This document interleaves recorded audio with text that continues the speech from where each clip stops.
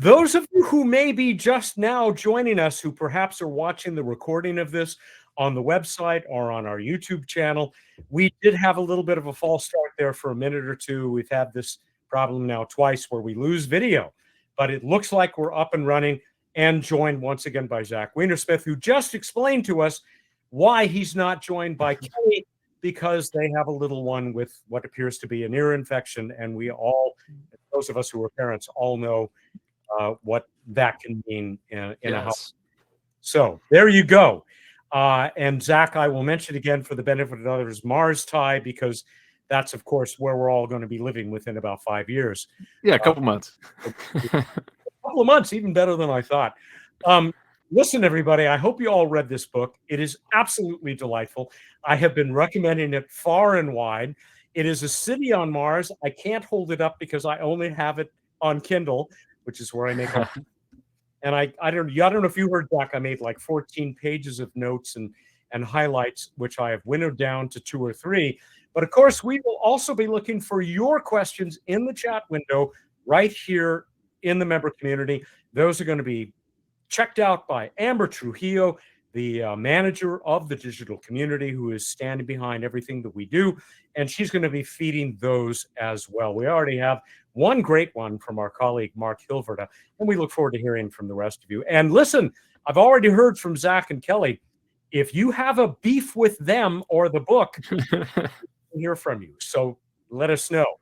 I also know that a certain fellow named Robert Zubrin has a serious beef with the book. Yes. And you can look up his review. You can also look up, I will right now, before I forget, I will take the link to a very good, I thought, criticism of his criticism of your book. Whoops, I'm having trouble grabbing this. Give me a moment here to copy that hyperlink, and I will drop it into the chat. It's a very well considered critique of Bob Zubrin's review. And, you know, it's much better than what I was going to say. By the way, thank you to Ovid Pearl in the Mars Society subreddit for posting this. I was just going to say, hey, Bob, I love you, but did you read the book? Anyway, we'll leave it at that. Here's some positive comments about A City on Mars, which is published by Penguin Press. Listen up, humans. How to poop in space will be the least of our concerns. Herein are challenges most space heads, including me, Mary Roach, the author of Packing for Mars, who we all love, past guest, here in the book club, but also on Planetary Radio. Where was I? Including me, never even considered, not just technological, but legal, ethical, geopolitical. Despite the breadth and depth of research and some impressive near wonk level detail, I would say it's at wonk level. This is a clear, lively, and hilarious read. Slam dunk Weinersmiths from Mary Roach. I've only got blurbs here from people who've been on the show. I'm leaving out Andy. I should have put in Andy, but hey, Andy, if you're out there. A City on Mars is deeply researched, hilarious, and sobering. Zach and Kelly Weinersmith have given us a bracing to-do list for the new age of space. Highly, highly recommended. From James S.A. Corey, which is going to come up because James S.A. Corey, of course, is the pseudonym for the two guys, also past guests of the Planetary Radio, who are the authors of the Expanse series. One more, with good reason. Earth may not be perfect, but we evolved here. Everywhere else in the universe will try heartily to kill you in nasty ways. The Weinersmiths logically and patiently lay out the case that if we want to live in space, there's a lot of groundwork to do first. If you're a gung-ho moon and Mars enthusiast, this book will show you why it's best to slow down the space race just a bit. That, of course, from the bad astronomer, who is not bad, of course, Phil Plait. And by the way, has Phil noticed that you blame him for any errors in the book? All errors. I hope he enjoyed that. I'm gonna introduce Kelly and take a couple of more moments here, even though she's not with us, because she deserves this. Dr. Kelly Weinersmith received her PhD in ecology at the University of California, Davis, and is an adjunct faculty member in the biosciences department at Rice. She studies parasites that manipulate the behavior of their hosts. Her research has been featured in the Atlantic, National Geographic, basically everywhere. She is president of, wait for it, the National, the Helminthological Society of Washington. Yes. Helminthology. I won't even try it. When she isn't studying nature's creepiest wonders, Kelly is writing books with her husband, Zach.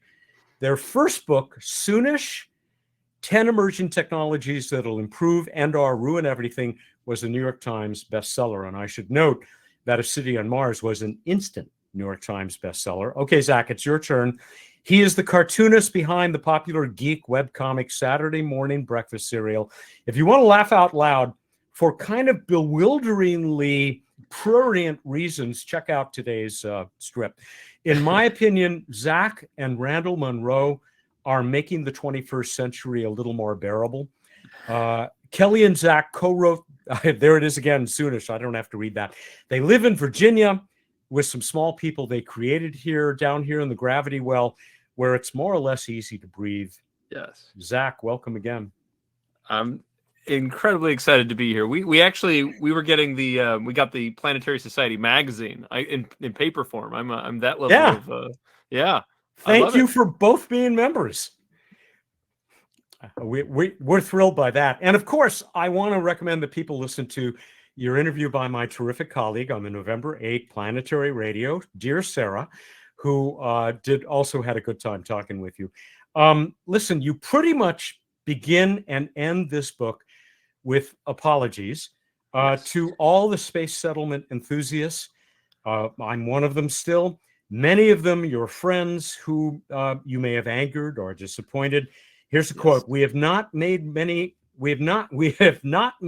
arguments that people shouldn't settle space, just that a lot of the purported benefits are implausible. And then you add a little later, we've repeatedly encountered space settlement enthusiasts who believe that because we don't know whether there's a problem, we should assume it's okay. Yes. So their approach, apparently, you assume, is just do it and hope people survive. You provide ample evidence that that's maybe not a great idea.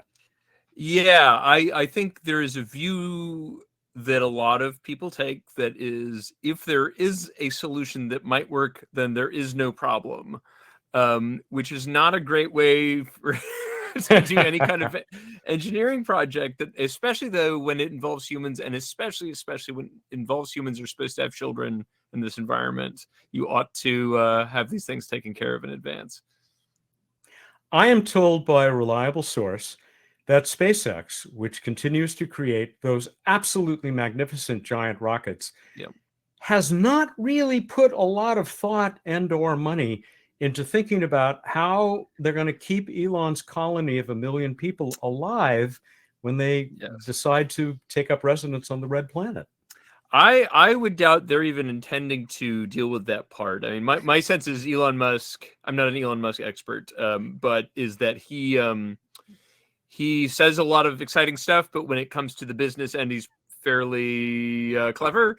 So like a lot of the stuff they do, like, so SpaceX they talk about Mars a lot, but they're very practical in terms of the sort of missions they do. The money in space is geosynchronous and below, and that's where they operate, and so how that scaffolds to a Mars settlement, I don't know. But where it gives us pause is that if you really intended to have a Mars settlement, whatever it is, 1 million people in 2050, there are moves you ought to be making now, which they are definitely not.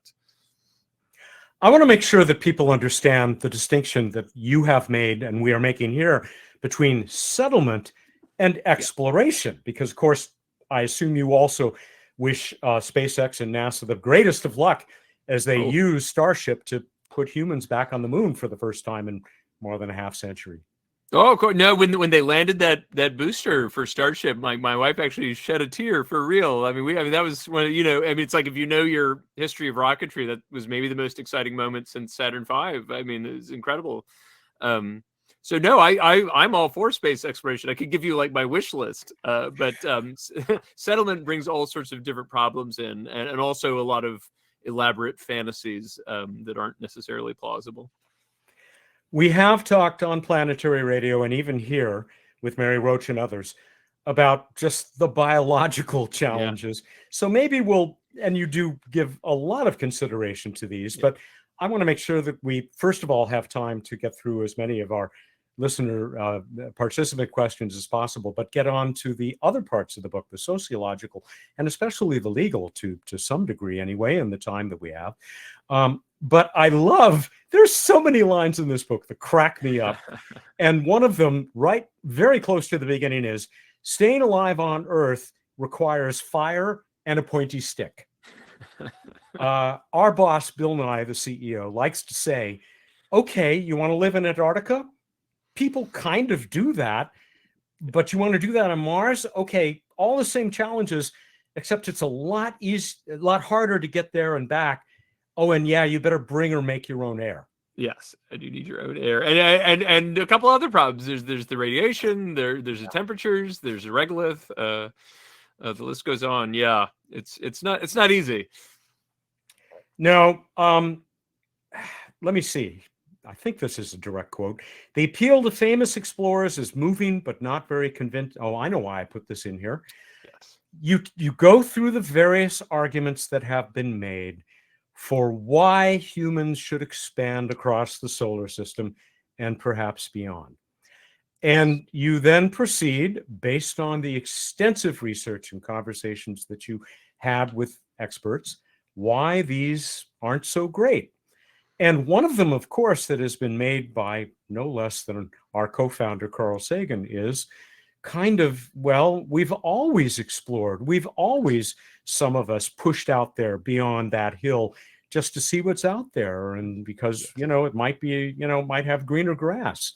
I mean, that's kind of what this quote is about, which I might come back to and I might not. But how do you want to add to that? I would say, actually, yeah, I think of Sagan as doing the most articulate version of this vision, which is, I believe the specific phrase he used was something like "the open road still softly calls." That is to say, we were once nomads, and the places in which to be a nomad or an adventurer have kind of closed up, and so Mars calls to us. I don't know. I think if you read that whole section of his book, when he comes down from the poetic Carl Sagan stuff, he is. I find with Sagan, almost invariably, when you think he's off base, it turns out he's making a bigger argument. So I wouldn't want to say he's too much in this camp, but I do think it's a beautiful sentiment. When you get into the details, it's not obviously true. There's at least some evidence. Well, I'd say it this way: when you look at today, when people have mass migrations, it's not usually curiosity. It's often warfare, drought, famine, oppression. There's no reason to suppose that wasn't true in the past. It's a beautiful idea to think it was always the open road. I think the open road is seldom open for humans. Yeah, sorry to be a downer. I think it's Neil Tyson who has said, I know he has said this, I don't know if he originated it, that there are only 3 reasons that we explore, that we expand. And if I can remember them correctly, it's for the greater glory of God, King, fill in the blank, to make money, and to get a leg up on the other guy who might, get there first and want to shoot at us from there or something. Yeah. I mean, that's why the explorer stuff comes up. So people will often say, there's a famous quote from Edmund Hillary that I don't think he actually said, which was, "Why climb Everest? Because it's there." But of course, if you know the history of all these explorations, usually the reason to climb is to claim priority. Or if it's only about exploration, why did people make a beeline for the South Pole and skip all the unexplored parts? It's clearly not just data collection. One of my favorite stories about that, I can't remember if we put this in. If Perry was the one who discovered we think got to the North Pole first. He might not have. It's complicated. There was a priority dispute immediately with Cook, but then there was an additional dispute between him and his right-hand man, Hansen. And my understanding is there was even a dispute with their guides, that are indigenous guides, about who physically got there first. And so you say to yourself, if this is purely a sort of beautiful, instinctive explorer motive, why do so many people care so much about priority? It's we're all humans, it's not the worst thing, but we won't go through all the arguments against the various reasons that have been put forward. People, if you haven't read the book, read it. I promise you'll have a good time. But there are a couple that you mentioned which you give some validity to, and so I want to start with one of those by asking, do the two of you own a hot tub? That's a good question. No, we don't. We moved into a farm and there was a non-functioning hot tub and we were kind of scared of it. But no, it's funny. So what you're referring to for the audience is, one of the arguments we say is plausible is just to say, as many space settlement advocates do, well, maybe none of the arguments about frontiers and being nomads and all this, maybe that's all bogus. But if we want to, we want to. And what is, it's not your business to tell us not to. Where a hot tub comes in is basically as a sort of joking way to say there are some transactions that involve no third party, right? There's just, you want a hot tub, someone has one to sell, end of story. There's no, we actually went through a couple versions. I think it was originally called the Doritos argument. Like when you want to buy Doritos, there's no third party. But we thought a hot tub was, fairly universal and kind of funny anyway. So the argument is essentially like an anti-argument. There's no reason for you to stop us. So even if there's no economic or philosophical or whatever case, we might do it anyway because it's awesome. And, we come around to the position that there are actually even then probably arguments that there should be a third-party oversight of a large space infrastructure, but I think it takes some work to get there. And we may come back to that as we get into the space law portion of the conversation today. Just a couple more that I want to throw at you before we go to the first that are coming in from our viewers. And I have to do this because on top of my normal sinus trouble, I think I'm coming down with a cold. So I promise not to sneeze on you, anybody. Yes. Oh, I got to, first of all, throw in, I love and worship Isaac Asimov, of course. But Spome, I don't think I want to live in a Spome. And you guys said that's your favorite title for what we might call one of these communities? I can't remember if we put it in. There's an even funnier one that I found one. So for people who don't know, we had this very brief discourse on like, do we want to say colony or do we want to say settlement? Because there is a kind of, it's fraught language.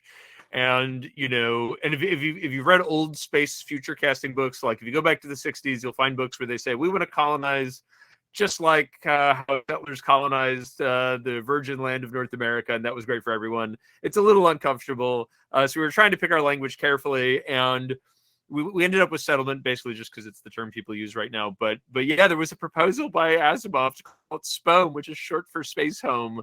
And it's just the least euphonious word I can imagine. But there was a worse one. I had a book. I think it is in the book. I can't remember it, but it was SOHM, SHOM. I don't know if it was SHOM or SOHM. It was not good. Not good. I gotta, before we move on, there really are a couple of other things I want to bring up out of the sort of physiology challenges that you go through. One of them being, and you go into a good deal of detail with this, we don't even know that humans can reproduce in microgravity, low gravity, either lunar or Martian, or the radiation that people are going to face there. I mean, I love one of your many wonderful illustrations is of that patented mom centrifuge, which I have a feeling my wife would not have wanted to experience. I wouldn't want to implicate anyone. I do think there are, it is an argument for more women in this field, the stuff that has been proposed over the years to make birthing in space be just fine. I suspect was all proposed by men. I could be wrong. But yeah, I would actually say more. It's not just that we don't know if humans can reproduce. We don't even really know if mammals can. The data is really grab baggy. It's really spotty. There's never been a systematic program to answer this question. And frankly, it would be very hard to do and ethically fraught and very expensive. Although, I think if we were serious about settling Mars in the next 30 years, we would be doing it yesterday. But to my knowledge, nobody's even getting there. There are some cool experiments, I should say. I don't want to say there aren't, but there's not a systematic program. The other thing that I think was a really excellent point that you guys make is that, and it shows that you're not like, everything about settling space is terrible, is that some experts have sort of taken humans to be more delicate than we may actually be. And the specific example that I was going to bring up is that sort of Earth out of sight syndrome that, some people have speculated might drive people insane as they stand on Mars. Yeah, so one of the hardest chapters to write was a section on space psychology. We had an early draft of this book where that section was like 20,000 words long, and it is now like 3,000 or 4,000 because our editor would have murdered us. But like, part of why it's hard is the ultimate answer from a lot of reading is that, you know, we don't have great data. We have a whole section on how astronauts tend to lie about psychiatric stuff. So you just cannot trust any data from astronauts about their well-being. There are even a number of astronauts who specifically said, if I could have lied about the medical stuff, I would have lied about that too. So you can't really trust the data, but there's at least the best we could get is that it seems like you would expect a kind of normal rate of psychiatric problem, probably. But that doesn't get you off the hook, because that means you still need to have a normal rate of services. And that's tough in a place like Mars. But yeah, you hear these stories about, like, are people going to go crazy being in these tiny containers in space? There's a famous quote that's shared a lot by cosmonaut Valery Ryumin, where he says, you know, if you have two men in a small cabin together, all the conditions are present for murder. And we actually found he's quoting the author O. Henry kind of as a joke. So and he was up for like 800 days and he didn't murder anyone. So like there's no space madness.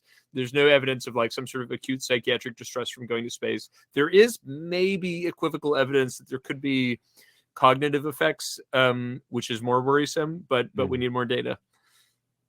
Which comes up throughout the book. In Yes. fact, maybe your most common statement in the book is, we don't really know. We don't know, yeah. And I'm cheating here. I lied, folks. I'm going to bring up one more thing, which was also revelatory for me. And that was your consideration of Biosphere 2, that structure that still exists out in Arizona, that sits out there in the desert and was part of that wonderful experiment, which I have taken for years to have been a failure. And you guys say, no, not really. They just didn't keep it going long enough. Yeah, I mean, there are different ways you could imagine it. I mean, the way I look at it is it's amazing that it happened at all. It's like time traveler stuff. It just shouldn't have happened. And it's just this kind of, it sits at the confluence of a lot of different weird things that sort of came together, where this kind of group of crazy half artists, half engineers got insane, silly amounts of funding from a billionaire and used it to make this amazing project. And scientifically, it's imperfect in many ways. Most people who work in this field would tell you they should have done a bunch of smaller ones. They should have done this giant crazy project. But it's the best version of this experiment we have. You know, the cutting edge stuff we're doing now has like 2 or 3 people in small facilities. They did it on 3 acres. It's a 3-acre greenhouse. Yep. You know, and they survived for 2 years. It's incredible. I mean, it's very easy to make fun of.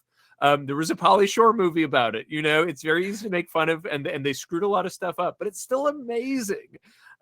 It's just, I mean, you know, almost everybody who went in there wrote a book, and we've read most of them. And it's just, for me, it's just utterly enthralling as a scientific problem, as an endeavor. Just wonderful. So you think that maybe we should give it another shot? I would say if the goal is space settlement, absolutely. You know, part of why it didn't work out, we don't need to get too in the weeds about Biosphere 2, but part of why it didn't work out is the billionaire investor was told there'll be lots of patents coming out of this. And I guess there were not. And I don't know what the utility is for a sealed greenhouse. For a greenhouse, there's lots of utility. For a sealed greenhouse where humans are subsistence farmers, I don't know. That's a little more questionable. Okay, I don't want people to yell at me. So here is the very first question, and it happens to be from my colleague, Mark Hilverda, our absolutely wonderful, amazing Canadian web guy. Really enjoyed the book. I love the illustrations. With such a variety of topics, how did you decide what to illustrate? Were there many left on the cutting room floor in the creation process? So actually, the illustrations came very late, and the reason for that was, I think the first draft. So I don't want to get into process stuff because it bores people, but like the first draft of this book was about 30% longer than the current book. It had a whole lot more sociology, history stuff, which we just felt was going to drag the audience down a little too much, and so the illustrations didn't come at the end until the very end because we knew we were going to cut a lot of stuff. and I'd be happy to talk about the stuff we cut. But like, Hmm. so really at the very end, and a big goal was to try to have almost all the illustrations not just be telling jokes, although there are a couple like that. Mostly we're trying to have them diagram stuff, and there's even sometimes, like, if you want to talk about like how much volume or area there is, it can be really nice to just draw some squares, just to clarify things. But so mostly it was about anytime we wanted clarity, and also we tried to have a sort of pace to it, so there weren't like 20 in a row and then none for a long time. And then also when we were talking about like the use of, you know, labor camps in Nazi Germany, we decided not to put in joke illustrations. That sort of when stuff was more serious, like about cancer or that sort of thing, then we didn't want to do jokes. Yeah, probably tasteful decision there. Yeah. It's hard for me to pick a favorite, but it just might be, and it almost cracks me up to think about it, imagining Obi-Wan Kenobi in a radiation-resistant banana leaf suit. Yes, that's right. That takes some explaining. It's all in the book, I promise. But there's a reason. Yep, that's it. If you want to learn how we're going to avoid getting horrible cancers and mutating, you can read how banana leaves might play into that. Here's another one. This one is from Violet Paula. Here's my question. She says, as Carl Sagan said in Cosmos, if there is life on Mars, I believe we should do nothing with Mars. Mars then belongs to the Martians, even if the Martians are only microbes. Based on this, she asks, how might the discovery of indigenous Martian life, even microbial, completely change the ethical and practical considerations of colonization? I mean, not just what you guys think, but what you were told by folks. Yeah. I mean, that's obviously a very deep question. I would say there's also a related question, which is a kind of like, there are people who believe we should protect it, even if there aren't microbes. Like there's a sort of like agency to Mars itself, or at least its sort of more beautiful sites. I'm a little even more on the iffy moon, on that. Even the moon. And on the moon. Yeah. But as for microbes, I think what's interesting about microbes is, suppose you do find life, and especially if it's like interesting, like it's built different than life as we know it, simultaneously you have this sudden onus to make sure you protect it and don't crowd it out or destroy it. But also you've suddenly created a really good reason to spend a lot of money on going to Mars, because there's something amazing there. Like one thing we talk about is, you know, in sci-fi, they always have to put something special out there. There's always unobtainium, or there's diamonds on the moon or something. And the reason is because the whole universe works on the same periodic table.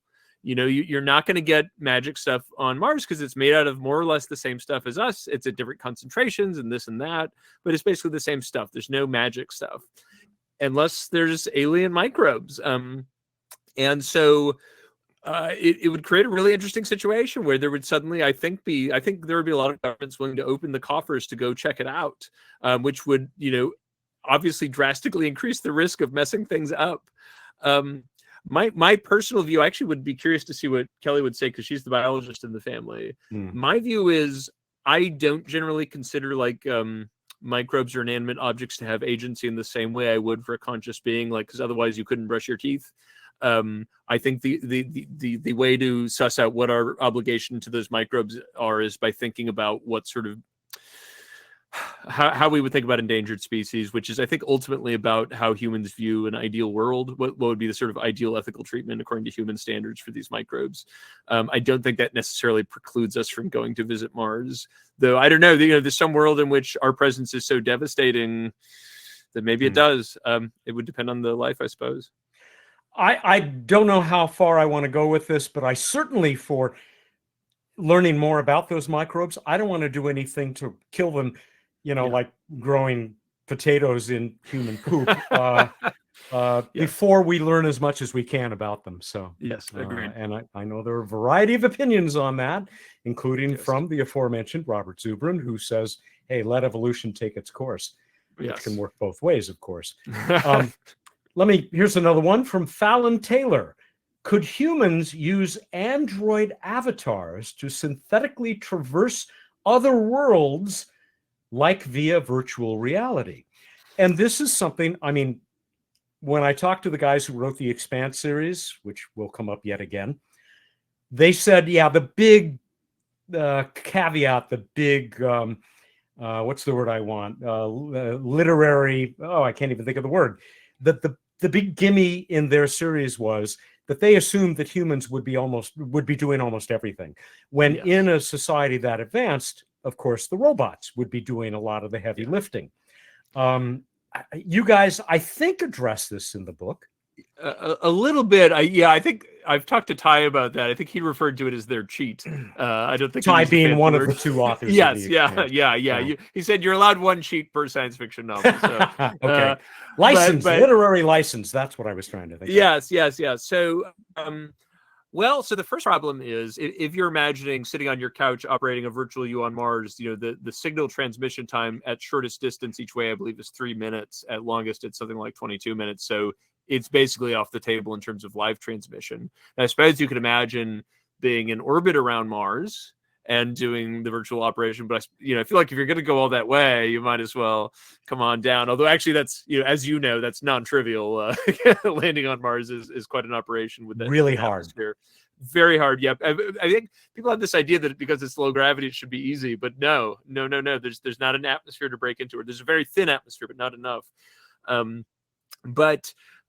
More broadly, this question of automation is really interesting to me, especially because we've all kind of been wowed in the last year by advances in AI and maybe had to rethink a bit. So we talk about there's a tendency in proposals for going to Mars to, when there is a question about how we're going to do all this work, to just say, well, robots will do it. And we're just like, robots are just not that good yet.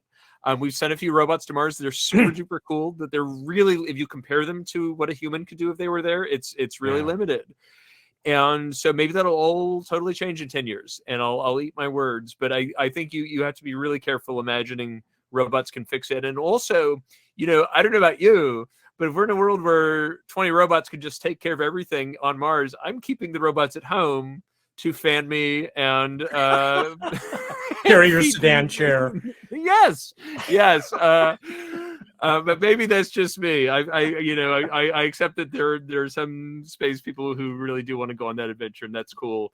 But to me, that's once we're in a world where robots can just autonomously set up and fill out with air at Mars base, the world to me is so different that it's almost not worth speculating. Yeah, and watch out for those blue-skinned avatars. Mm-hmm. Let's see. We are.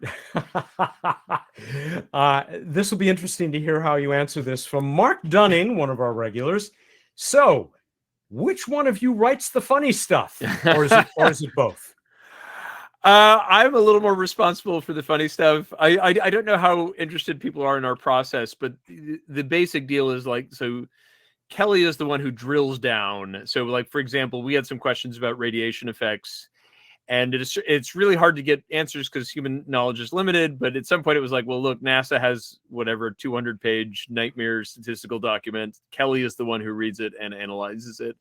So a lot of the process actually involved. So I did plenty of research too, but the really deep, painful stuff Kelly would do, and then she would build out the kind of, here's all the stuff we absolutely have to say, and then it would be my job to kind of turn it into a little story or a little section. And then actually the truth is that the joke layer is all added at the end. We wrote in jokes as we went here and there when we thought something was funny, but the part where you come in and get the tone right, that was all just going through the book over and over and over again, adding funny where we could.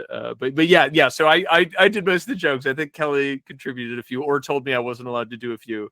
But mostly me. That's a fascinating bit of process. So far, we've pretty much just talked about Mars. Yes. I want to get to those big rotating space stations in space. Oh, yeah. But before I do that, another one that I loved has to do with, Earth at its sort of climate change worst. And you say it would still be Eden compared to Mars. Reminds me of that thing that I said earlier. Our boss says that, you want to live on Mars, be sure to bring some atmosphere. Be sure to bring some oxygen. But as you look toward the space stations, which, of course, my God, I was blown away basically as a teenager when I first started to see those wonderful, beautiful illustrations of O'Neill orbiting space stations. And I suspect that you guys were too. And they just look so cool. Idyllic. Yeah. So cool. I think we say they are the most beautiful images in space, in all the historiography of thinking about what we might do in space. So let's talk about the giant rotating space stations. So the history of talking to these really goes back to the 1920s. There was a guy, I think Nurdung, I'm blanking on his first name, but who wrote, like, figured out kind of some of the basics about like the weird stuff where, like, if you go up the stairs, you get lighter as you go. I believe it's linear. And if you throw a ball, it goes in a weird direction. There's some cool stuff that happens when you're in a rotating space station. But it was kind of like a lot of space stuff from the 20s. It was crank stuff for a while. It was like a couple of nerdy weirdos talking about their weird stuff.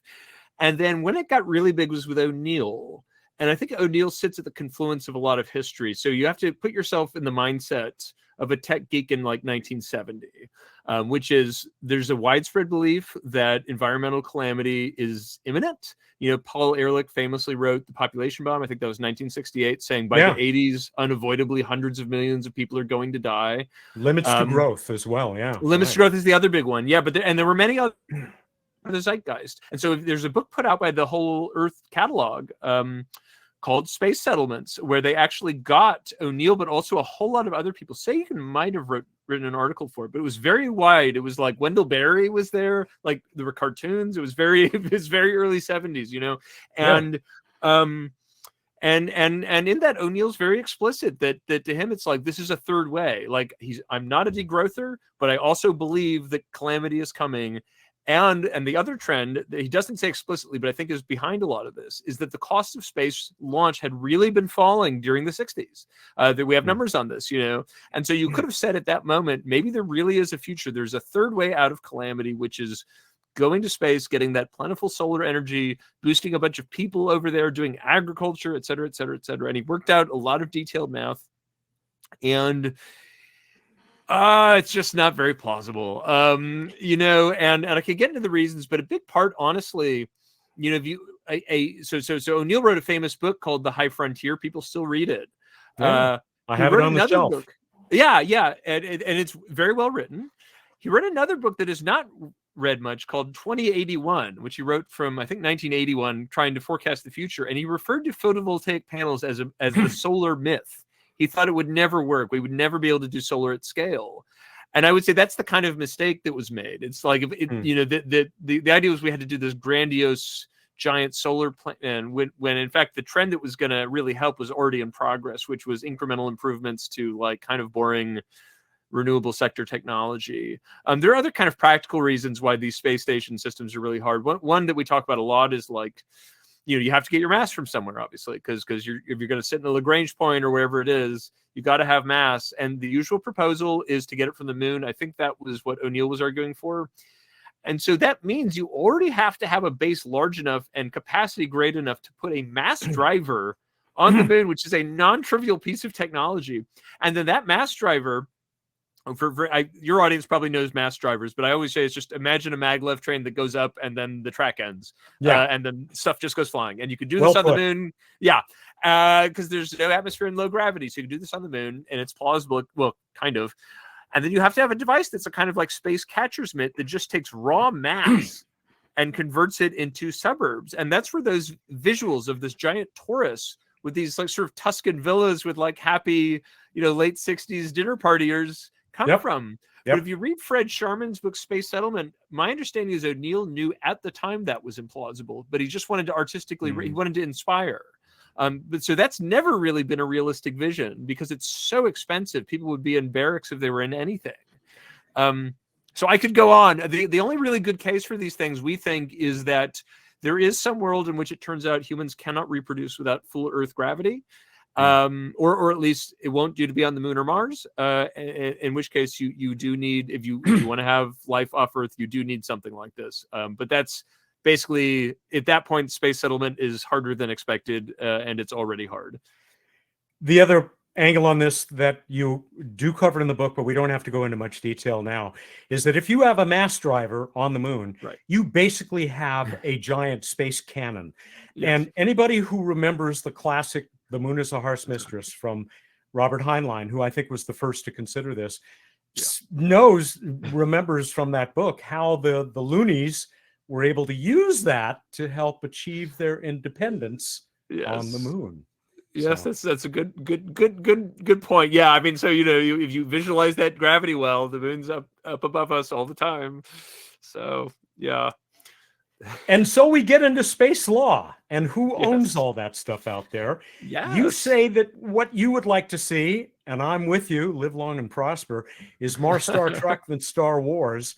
Yes. I would also maybe ask and more Star Trek than The Expanse. Yes. And I think the Expanse guys would thoroughly agree with that. Yeah, I mean, so for people who aren't situated in space law, to make a very long story short, and I'd be happy to add detail to this, but space was regulated under the Outer Space Treaty of 1967, basically as a commons. People argue about the exact definition of commons, but essentially the main thing for the purposes of people who want to settle space, it's very clear. Article 2 says you can't set up nations in space. You can't claim sovereignty over chunks of space. That doesn't mean you can't set up a space base. Under the dominant interpretation and the American interpretation, you can consume resources in space as much as you like, but you can't say this is mine in a territory sense. So to the question of who owns space, in a territory sense, nobody. In a chunks of stuff sense, probably people can claim pieces. And importantly, the US says you can claim pieces. And, you and I are both Americans, and I don't want to sound nationalistic, but it's important to remind people, I think people have this idea that there's a kind of even race between the US and China. And I could debate this if you disagree. I just don't think it's there. I think the US is the overwhelming player. The world is more multipolar, but the US, between massive agency and military funding and having SpaceX and basically all the other important heavy launch private entities, the US is just in the driver's seat. And so I think the fact that the US is saying you can consume resources all you want means a lot. And especially when you add in that the US released a document called the Artemis Accords that essentially says the US interpretation is the right one. And importantly, a bunch of nations have signed on. I think Germany just signed on. It's not just like it's Luxembourg and Tuvalu or something. It's like the UK is in, Israel is in, Australia is in, France is in. Yeah, France is in. Oh, I didn't. Yeah. So it's like this is the way things are moving. China and Russia disagree, but I don't think they disagree about the idea that you can consume resources because they both talked about mining the moon. Which creates a weird situation, right? So the joke version of this, but which I think is legally plausible, is if there's a big asteroid, you couldn't say this is my territory, but you could grind it up and turn it into a spaceship and say this is my spaceship. Yeah. So and the important thing about that is it's like that tells you part of why that can exist and not create problems is that it's really hard to do stuff in space. But things are changing, and so I do believe it is time to kind of look at the situation as it is now. Part of why that regime was not clarified, despite a lot of pushing for it in the 70s and early 80s, is that it became clear that this wasn't going to be a big deal, that there wasn't going to be a giant presence on the moon, despite enthusiasm that came from the 1960s. But now we are getting toward a time when we do need a framework.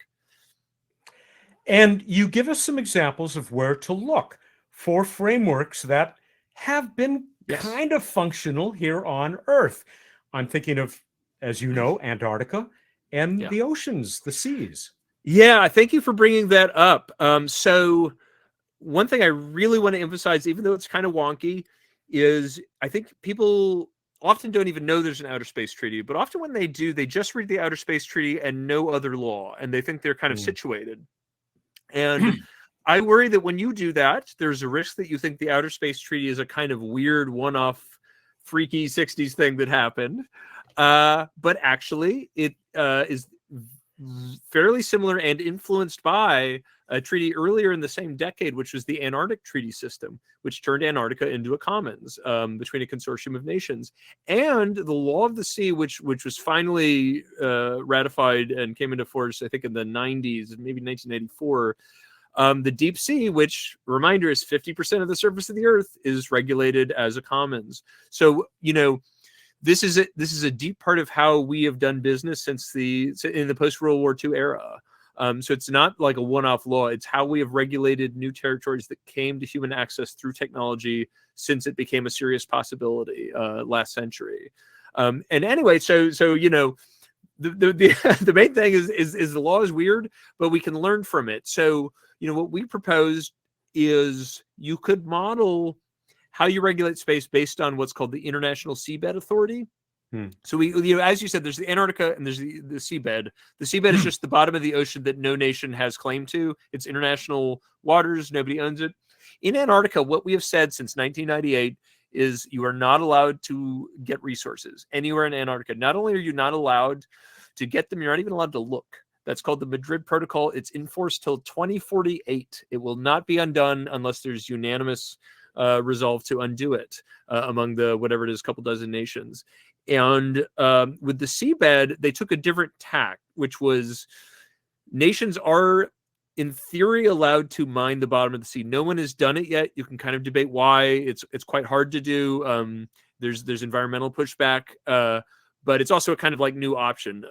And the way it works, and I won't get into the details because it's quite boring and bureaucratic, but essentially a state-backed entity can petition to mine the bottom of the ocean, and they have to go through a process, and it's bureaucratic and boring, and I would never claim it's the most dynamic way to allow commercialization of things.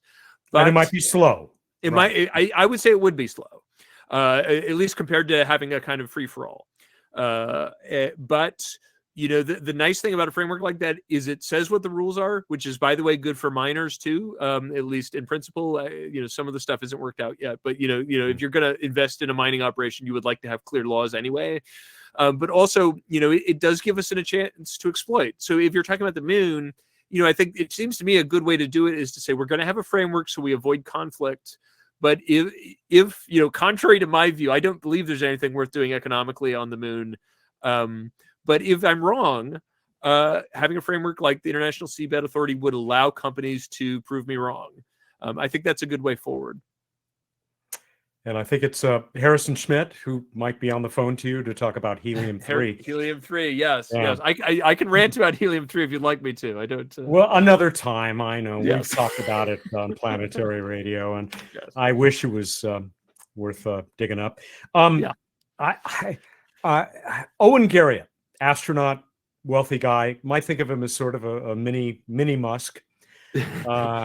You mentioned his bargain basement purchase of a couple of old Soviet probes on the moon, and now his claim that he therefore owns the property, the moonscape underneath those probes. Apparently not so much. Yeah, I mean, it's almost weird to talk about because I don't even know what he would be referring to for that claim. But so the deeper thing, and I hope this isn't boring, but I find this fascinating.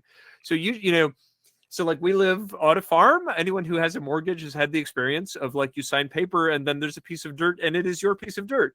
It's kind of weird. And the law governing that goes back centuries, and it's complicated. It's a very rich history. But basically, when you get title to land, what is happening is that there is some government that rules a territory that is empowered by its people to say, this is your dirt. You can't have that on the moon because no government is allowed to claim territory. So when your, grandpa said, "Here's grandson, I bought you an acre on the moon from this company," I'm sorry. What he did is he gave you a claim, which is not title. It means somewhere it was registered that, Billy claims an acre of Mare Tranquillitatis. But no government recognizes that as title. So I don't know what Garriott is talking about. I think it's a cool idea that you can buy a lunacod and get the shadow beneath it. But I don't I don't know what he's referring to as a legal precedent. One more, and then I will go back to questions that are coming in from our wonderful members. And by the way, are you able to hang around for a few extra minutes? Like I'd love to. Yeah, 15 after. Thank you very much. Yeah. We always ask that question, and we've always gotten an enthusiastic yes. So yes. I'm glad to hear it. Bangladesh. Can you talk about what the creation of this little country on the subcontinent might have to do with the free and independent United States of Mars? Yeah, so this was actually a chapter we're really proud of. We really did some legwork on this, and so the question we had was, can you have nations in space under international law? And we thought the answer was basically no. And the reason it's no is because Article 2 of Outer Space Treaty says nobody can claim territory in space. There is a document called the Montevideo Convention in International Law. I don't need to go into it, but one of the definitions from it of what a state is that it has territory. So you would think if you snap those two together, you can't have territory. You have to have territory to be a state, therefore no space states. Done. Well, it turns out it's a little more complicated in a way that I just find fascinating, which is, nations come into existence on Earth. That is despite international law saying that you're not supposed to destroy nations. You're not supposed to, nations aren't supposed to be dismembered, right? And yet they come into existence. And so we wanted to read about how that works. There's a giant textbook by a famous in his field jurist named Crawford. He just passed away recently, but he wrote this sort of like intimidating mega textbook.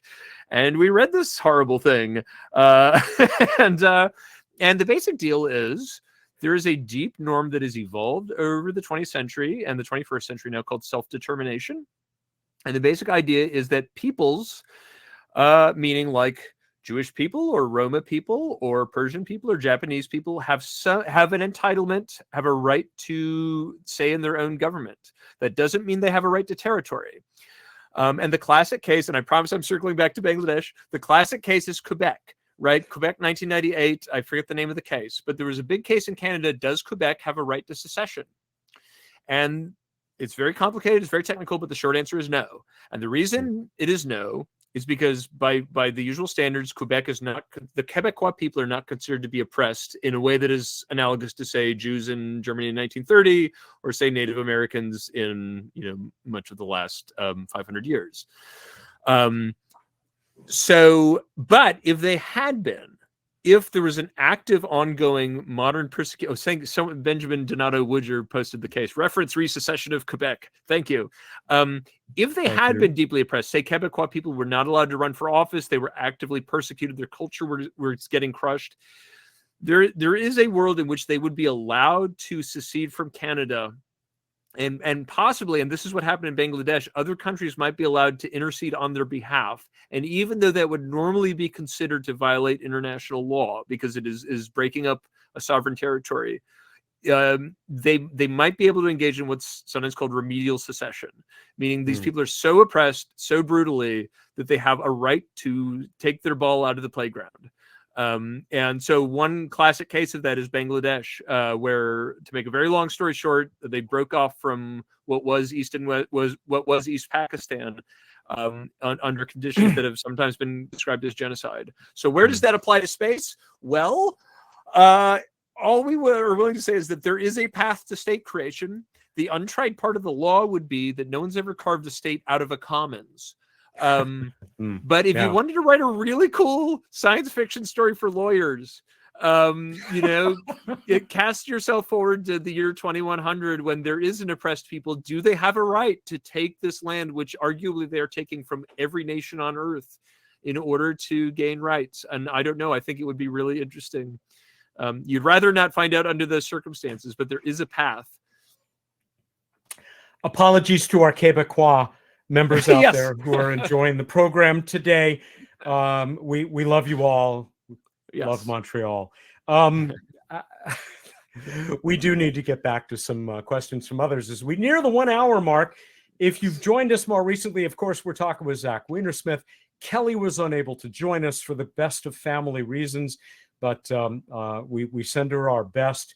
Let me see where we were. Oh, we're going to pick up with Stephen Van Slyke. Should a private corporation have to purchase a bond to cover the cost of rescue or repatriation in the event their settlement falters or fails, and they are incapable of handling the situation without government aid? So, okay, Elon's million-person colony starts to run into big trouble. Can I sue him?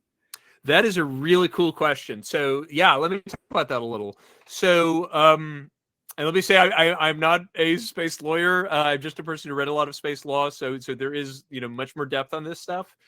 My understanding is, you're supposed to register stuff for space. That's the registration convention. And then there's a document, one of the treaties we do have in space that elaborates the outer space treaty is called the Liability Convention. I believe came into force in the early 70s. And so, yeah, I think in theory, if you, for example, if you launched a satellite and it smacked into another person's satellite, you are liable for damages. It has never this is, I want to be careful how I say this. It has never been formally invoked. The closest case, I believe, was Cosmos 954. If you know this story, is a Russian orbital nuclear reactor deorbited over Canada. Speaking of Canada, once again, yeah. Yeah, sorry, Canada. Yes, very sorry. And there was this question: I think fairly clearly the Soviet Union ought to pay for it, but they made denials. And my understanding is, Canada could have formally said, "We invoked the liability convention. Your space stuff messed our stuff up. You have to pay us." I don't think they did. I think it was basically just sort of settled kind of imperfectly, and that way international stuff works out. But yes, theoretically, there is a liability issue. It's obviously never been tried in the case of rescued humans. I do think that's not an unreasonable idea. I would frankly rather they have the rescue plan worked out than simply some sort of financial arrangement, because especially if you're talking about SpaceX, they might be the only people who could perform the rescue, depending on when this happens. But yeah, I love a question like that because it tells you this is very rich stuff. Right, it's not just like space cowboy stuff. Like there's going to have to be a real infrastructure to make this stuff work, and it is complicated. I go back to Mary Roach's quote, her blurb for the book, where she said, "There's so much more to this than learning how to poop in space." There is, and the book does a great job of demonstrating the breadth of concerns which we have only just started to think about. Yep. Susan Stalker says, "You fantastically write about so many things that need to be done before Mars settlement is easily considered a good idea.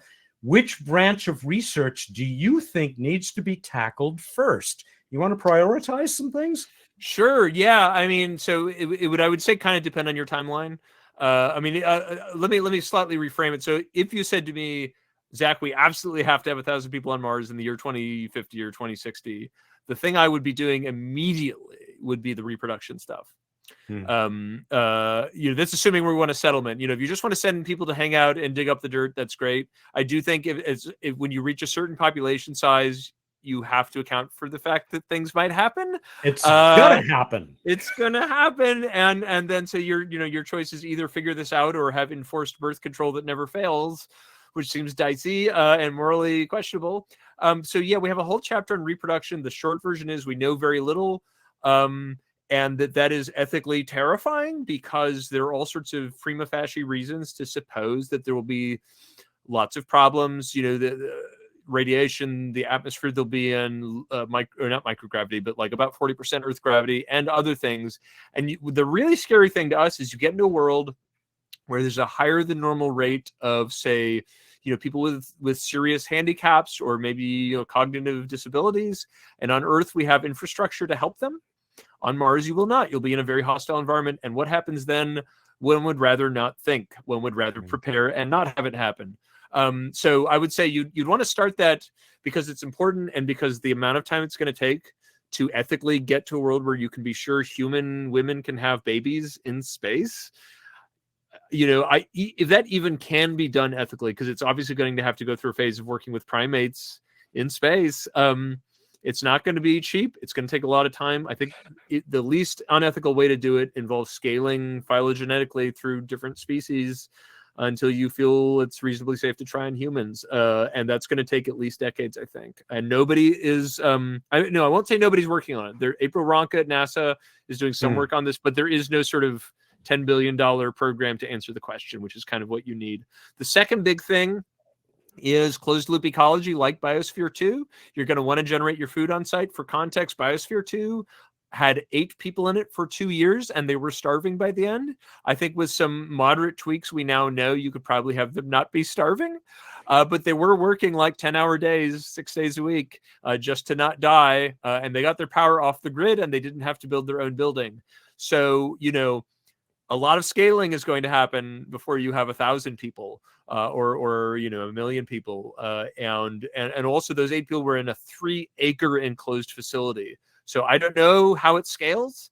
If you assume it scales linearly, which is not implausible because, again, they were getting their power off the grid and other stuff, you might be talking about a city-sized greenhouse just to feed people. So we don't have a science of this. The biggest experiments, there's one in Japan called SEAF. There's one in Europe called Melissa, they have 2 to 3 people in these facilities, and they're not fully closed loops. We really need a lot more work.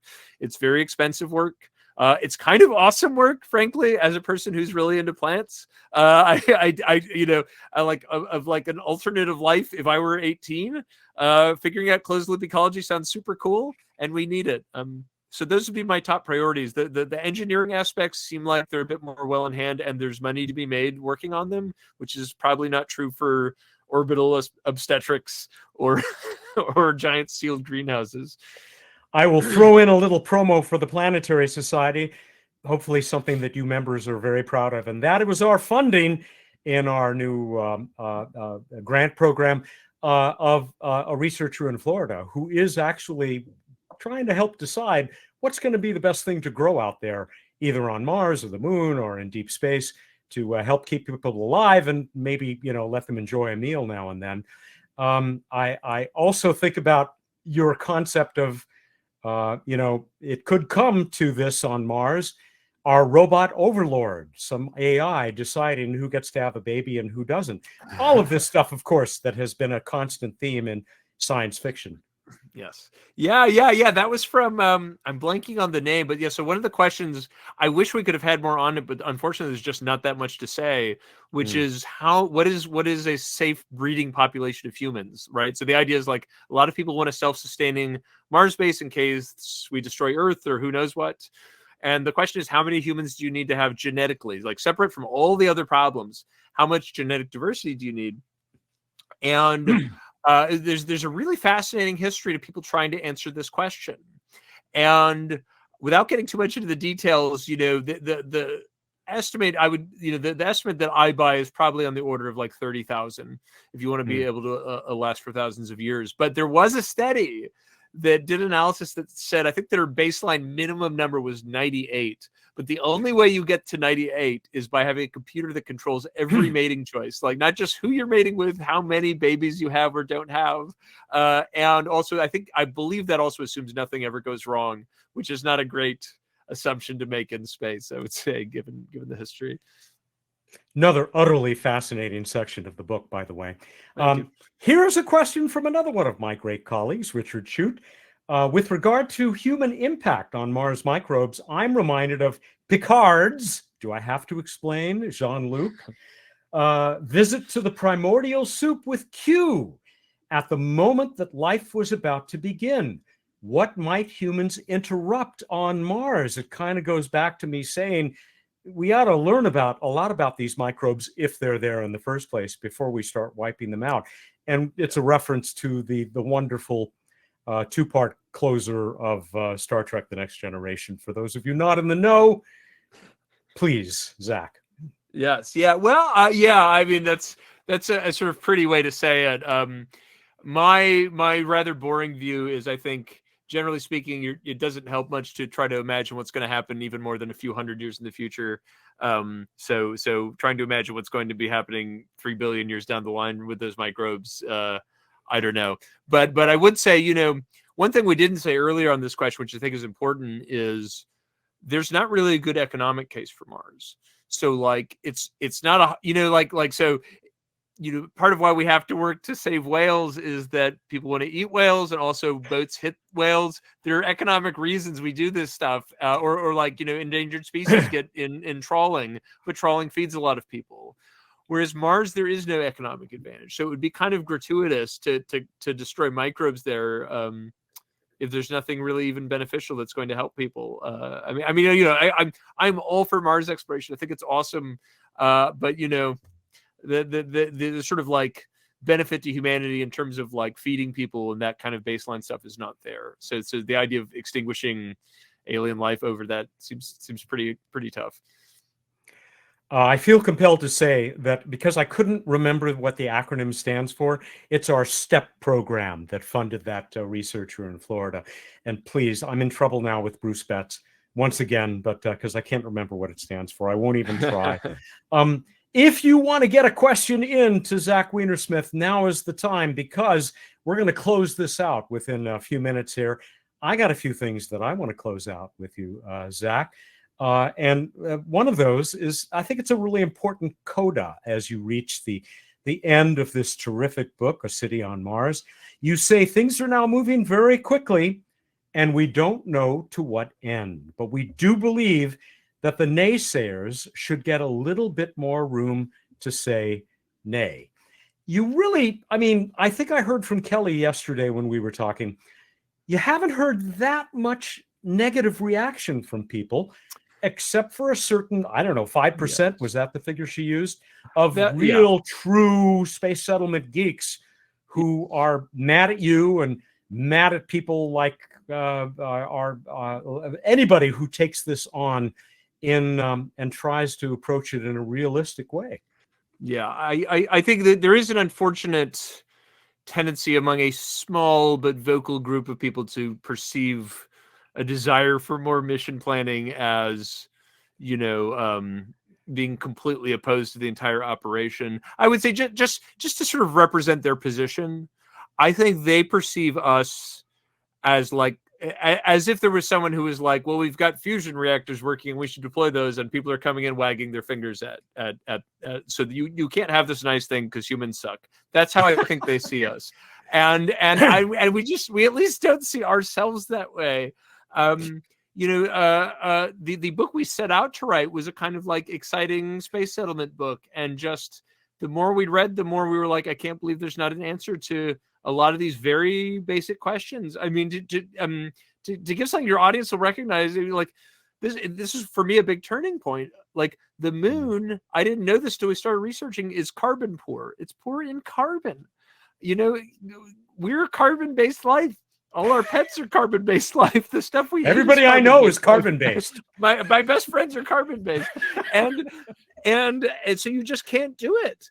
And I mean, you can, but it's like, it's not just like you amend the soil. You have to airlift the farm, and there's so much basic stuff like that. And a lot of stuff, the details get skipped over. We're talking to a guy who said, no, there is carbon on the moon because there's like ammonia in the trace amount of water in the craters. And you're just like, this is not a serious analysis. And it's frustrating because I do think stuff is exciting and I think it can happen. It's just there really is actual work to do, and now it seems to be getting serious. And not to be too like crazy about it, but it's like, a lot of our concerns might be totally solved in 500 years, maybe sooner. But we have to survive until then, and some of these proposals are existentially dangerous and should be done carefully. So yeah, no question. Another of my great colleagues, Nicole Barnes, came up with the acronym that I couldn't remember: Science and Technology Empowered by the Public. I like that. I actually like that, Nicole. No, she did correct it to public a moment later. Sorry, Nicole. I want to read you just this one note from our member, Scott Dunkel. Congrats, Weinersmiths, for getting this guy to read a space-related nonfiction book without bailing after a chapter. Well, you should read Mary Roach then, if you haven't. Packing for Mars. Yeah. Oh, it's so good. She's a national treasure. She's literally the best pop star. Every book she writes is solid. But I think her praise for you guys is also extremely valid and very well. We danced around the house when we got that blurb. I mean, I've gotten, and I hope this doesn't sound backhanded, but I've gotten sort of more technically prestigious blurbs or whatever, but for Mary Roach, I mean, she's the best of a generation. There really is. Every book she writes is a classic. People should buy my book first, but then buy hers immediately afterward. Right. No argument here. I'm going to close, and I would ask you to read this, but I don't know what page it's on because all I have is a location number from my Kindle. So you'll have to bear with me while I read this and we get ready to close this out. Our biggest fear in writing this book is that the very people who helped us learn about space settlement will be disappointed or angry at our treatment of it. Well, damn it, they shouldn't be. We love this community, and we've done our best to further their discourse. We believe space settlements are possible and perhaps one day could be done in safety. But doing something big requires us to assess the scale of the challenge. In healthy communities of thought, the people in the corner shaking their heads and wagging their fingers aren't barriers on the road to progress, but guardrails. We aren't saying you should give up on the hope for a life-off world. That's too pretty a dream to part with. What we are saying is that if you do want that dream, you have to see the challenges as they are, real, profound, and present at every level, from molecules to sociology. If you think our species must inhabit other worlds and not remain, as anthropologist and philosopher Dr. Joseph Campbell wrote, a kind of recently developed scurf on the epidermis of one of the lesser satellites of a minor star in the outer arm of an average galaxy, then you should think of this book not as reasons to stay home, but as challenges on the road outbound. Bravo. Thank you very much. Can I just tell you, I had to look up what scurf meant, and I think it's like dandruff. It's a perfect word, isn't it? It sounds like what it is. It's just great. Yeah. You need a real good shampoo as a planetary shampoo, I think. I got just one question for you from your extensive acknowledgments, and I hope everybody also read the footnotes. Who is Matt Fantastic? Oh, Matt Fantastic. He's a brilliant board game designer, actually. But he was a reader of ours. Yeah, I don't think he was born fantastic. I mean, he maybe was born fantastic, lowercase f, but I think who among us is born fantastic? Yeah. And he, by the way, if you want to go to a great board game shop in New Haven, Connecticut, oh God, I'm blanking on what it's called. I'm sorry, Matt, but Matt Fantastic runs a great board game shop in New Haven. So yeah, no, and he was one of our readers, and he's he teaches board game class at Yale, so he's the right sort of brain for this kind of multidisciplinary project. Apologies again. I think this is definitely a cold that I'm coming down with. I dearly hope that this book will someday result in the creation of 2 giant ice sculptures at the South Pole of the moon with your and Kelly's likenesses. And if you've read the book, you know that this is actually something that Zach added as one of the wonderful illustrations in a city on Mars. If you have read it, you know exactly what I'm talking about, and you know why this has been such a great hour and a quarter. If you haven't read it, I recommend it most highly. Zach, thank you so much. This has just been great fun, as I knew it would be. Well, thank you, and thanks to everyone who came and everybody who asked questions. And please give our greatest regards to Kelly when you go back into the rest of the house. Yes, I am going back to help in just a moment. The only other thing to mention, folks, is if you haven't seen it in the member community, there it is. There is the next selection. It's the January selection for the Planetary Society member book club, The Six, The Untold Story of America's First Women Astronauts.